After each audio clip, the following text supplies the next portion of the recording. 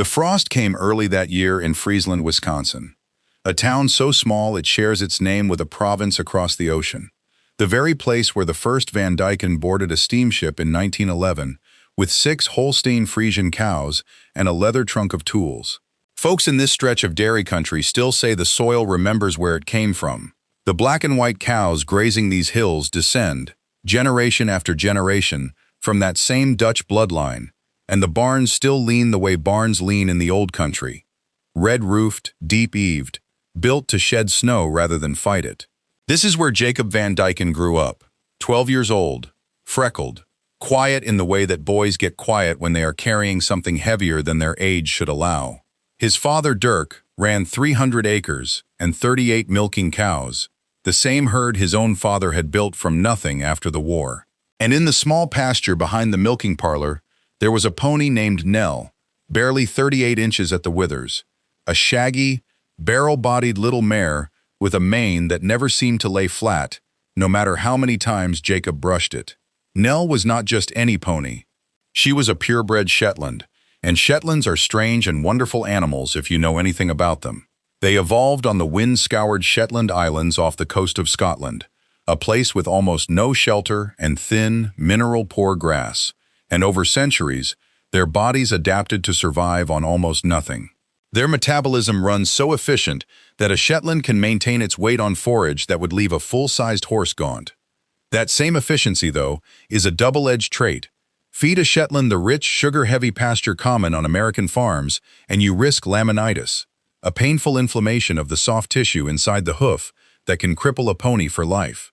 Jacob knew this because his 4-H leader had drilled it into him. Keep her on the poorer end of the paddock. Watch her digital pulse. Never let her gorge on spring clover. He had memorized it the way other boys memorized batting averages. That autumn, the Van Dyken farm was drowning. And not in the way the neighbors gossiped about over coffee at the feed mill. It was drowning in numbers. The region had gone through the driest June and July in 22 years, and the hay fields that normally yielded 4 tons an acre had given up barely 2.5. Dirk had been forced to buy hay trucked in from 3 states away at nearly triple the usual price. At the same time, the price paid to dairy farmers had cratered. Milk that spring was fetching just over $14 per hundredweight, while Dirk's own cost of production, the feed, the fuel, the vet bills, the electricity for the bulk tank, ran closer to $18 for that same 100 pounds. Every truckload he shipped to the cooperative was, in effect, a small loss dressed up as income. To keep the herd fed and the equipment running, Dirk had taken what is called an operating loan the previous winter, the kind of loan nearly every dairy farmer in America understands in his bones. It was secured against the cows themselves and the machinery in the shed, a legal arrangement called a chattel mortgage, meaning the bank held a claim not on the land, but on the moving, breathing, milk-producing assets of the farm. If Dirk missed the balloon payment due at the end of October, the bank had the right to seize the herd and equipment to satisfy the debt. $42,000 stood between the Van Dykens and losing everything that made the farm a farm. The banker holding that note was a man named Preston Halloway, a loan officer at Cornstalk Trust and Savings who had transferred in from a regional office 3 years earlier and never quite understood, or cared to understand, the rhythms of a dairy calendar. He saw spreadsheets, not seasons. He saw collateral, not cows. The meeting happened on a Tuesday, the kind of gray October afternoon where the light barely seems to try. Dirk sat across the desk from Halloway with his hat in his lap, the posture of a man trying to keep his dignity in a room built to strip it away. Jacob had come along, technically to keep his father company, though in truth he had begged to come because he had an idea, one he had been turning over in his head for 3 sleepless nights. Halloway laid out the numbers plainly, almost cheerfully, the way people do when the bad news belongs to someone else. The extension would not be granted. The bank had already reviewed the file. Without the full payment by month's end, foreclosure proceedings on the chattel mortgage would begin, and the herd would go to auction. It was then that Jacob spoke. His voice cracked halfway through the sentence, but he pushed on anyway. He said he had a pony, a registered Shetland mare, and that he wanted to sell her, and that he had already asked around and thought she might bring $250, maybe 300 if the right family wanted a gentle first pony for their kids. He said he knew it wasn't much, but he wanted it to count towards saving the barn. Holloway laughed. Not a cruel bark of a laugh, but something almost worse, a soft, patronizing chuckle, the kind adults give children when they think a gesture is sweet but useless. He said something to the effect that $300 against a $42,000 note was like trying to put out a barn fire with a teaspoon of water, and perhaps the boy should keep his pony and let the grown-ups handle grown-up problems. Dirk's jaw tightened, but he said nothing. Jacob's ears went red, and he stared at the carpet, and the two of them drove home in a silence heavier than the gray sky outside. That evening, at the supper table, Jacob's mother, Karen, tried to soften the day the way mothers do, saying that offering to sell Nell had been a brave thing, regardless of what the banker thought of it. Dirk agreed, quietly, but he also told his son the truth, because he believed boys deserved the truth as much as grown men did. He explained what a balloon payment actually was, a lump sum due all at once at the end of a loan term rather than spread evenly across it, and why banks structure farm loans that way in the first place, to match the once or twice a year rhythm of when a dairy operation actually sees large sums of cash, at milk contract renewal or after a strong summer check.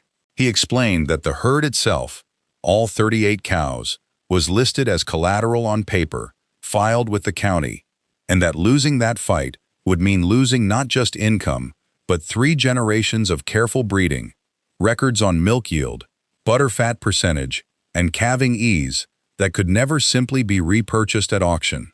Jacob did not sleep well that week.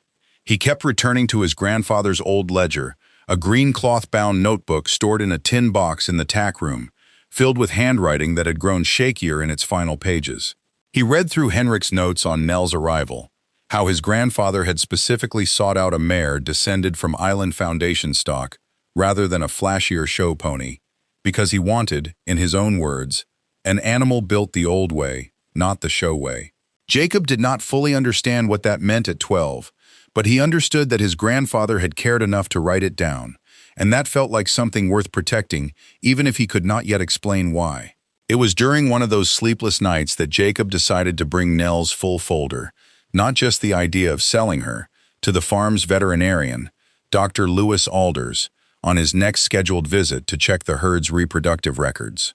Dr. Alders had delivered calves on the Van Dyken farm for over a decade and had a habit of talking through his work with whoever happened to be holding the flashlight, which on this farm was almost always Jacob. It was an offhand remark from Dr. Alders, admiring how thorough the pony's paperwork was compared to most backyard ponies he saw, that eventually reached Dr. Cross's ears through the kind of small-town chain of conversation that connects a veterinary clinic to a university extension office in barely 2 phone calls. What Holloway did not know, what almost no one outside the Van Dyken barn knew, was where Nell had actually come from and what she actually was.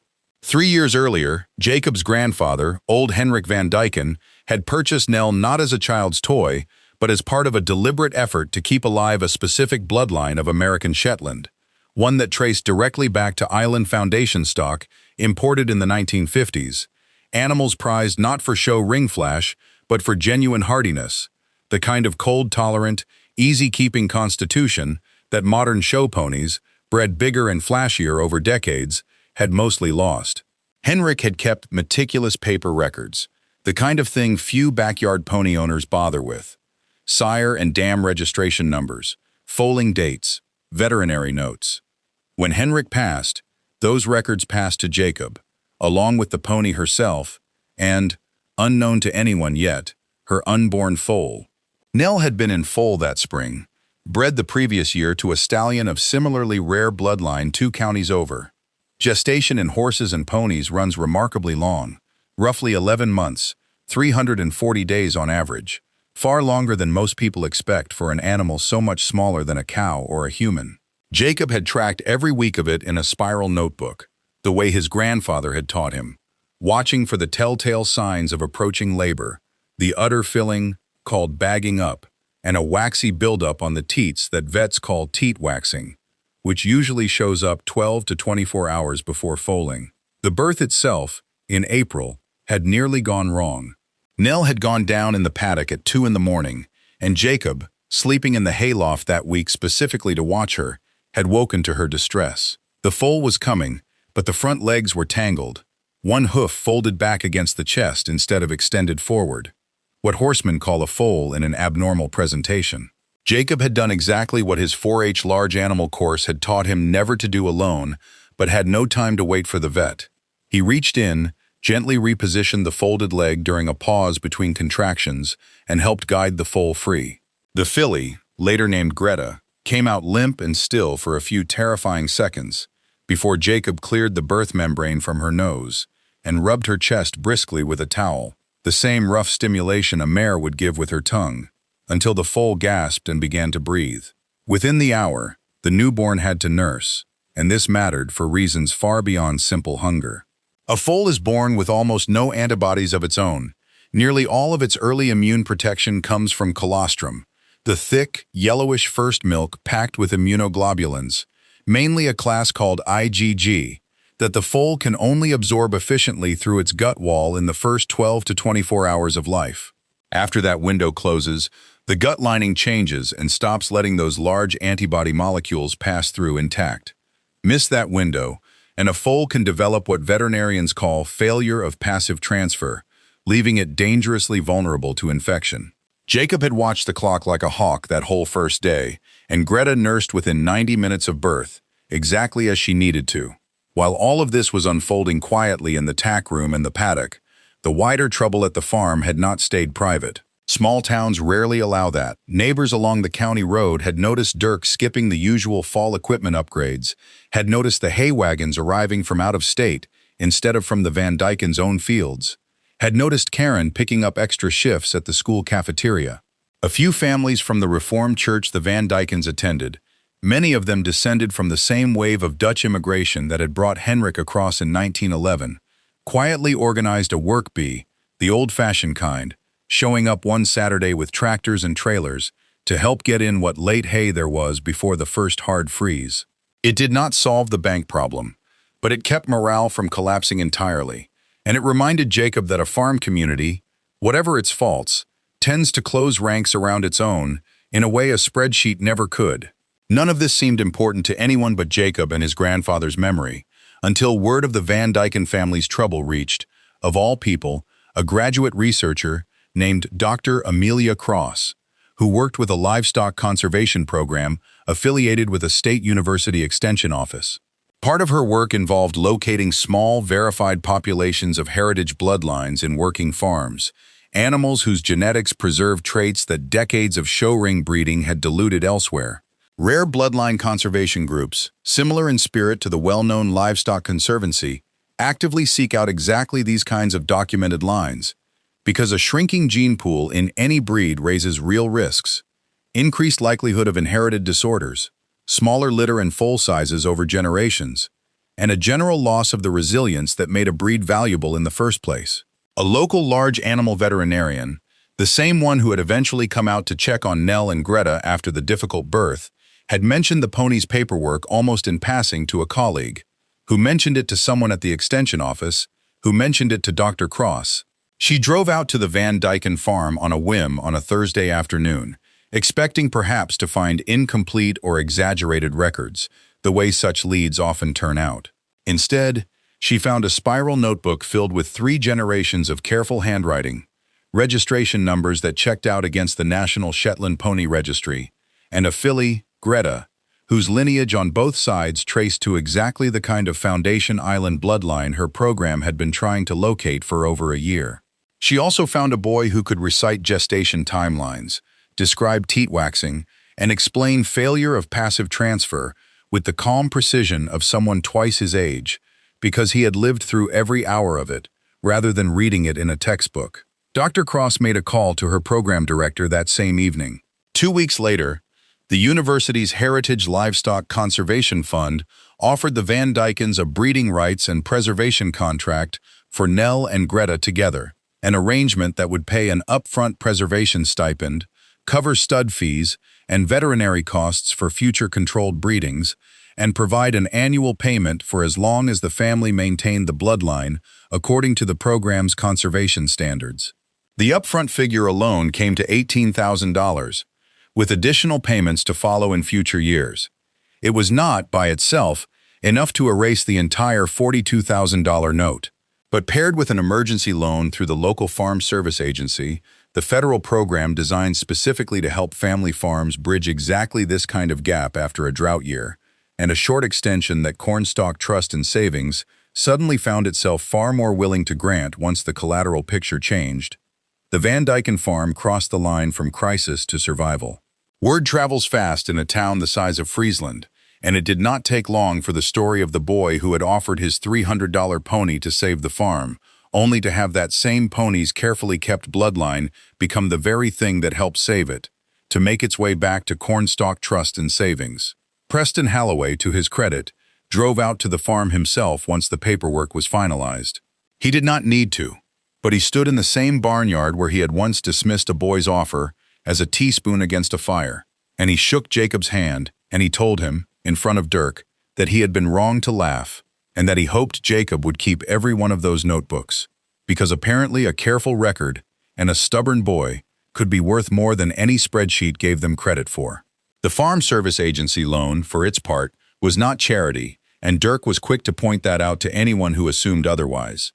It was a structured emergency loan available to any producer who could document a qualifying weather-related loss, in this case, the drought-certified hay shortfall, and it came with its own repayment schedule and its own paperwork, reviewed by a county committee rather than a single loan officer. Dirk filed the soil moisture records and hay yield comparisons himself, the same kind of dry, careful documentation that had once seemed like tedious busywork and now looked, in hindsight, like the second half of the same lesson his son had already learned with a spiral notebook and a pony. By December, the Extension Office asked the Van Dykens if they would be willing to host a small field day the following spring for other regional producers interested in heritage breed conservation. A modest afternoon of coffee, folding chairs, and Dr. Cross walking visitors through what to look for in their own overlooked barns and back pastures. Dirk agreed on one condition, that Jacob be the one to walk people through Nell's paddock and explain the record-keeping himself, since it was, after all, his work as much as anyone's. The following spring, the hayfields came back green, the way Wisconsin fields do once the rain returns, thick with the kind of growth that makes a farmer forget, just for a season, how close the previous year had come to ending everything. Nell still grazes the poorer end of that same paddock, exactly as Jacob's 4-H leader taught him. Her digital pulse checked every morning out of habit more than necessity now. Greta has grown into a sturdy yearling, already promised to her first controlled breeding under the university program next year. And the Van Dyken barn, red-roofed and deep-eaved, still stands exactly where Henrik built it, holding the same bloodline of cows that crossed an ocean over a century ago, and a small shaggy pony whose worth no banker ever quite understood until it was standing right in front of him. If there is a lesson in it, and Dirk Van Dyken is not a man given to speeches, it might be this: the things that look smallest, a child's offer, a spiral notebook, a shaggy little pony nobody thought twice about, are sometimes carrying more weight than anyone in the room realizes. It rarely announces itself. It just waits, quietly, for the right person to notice.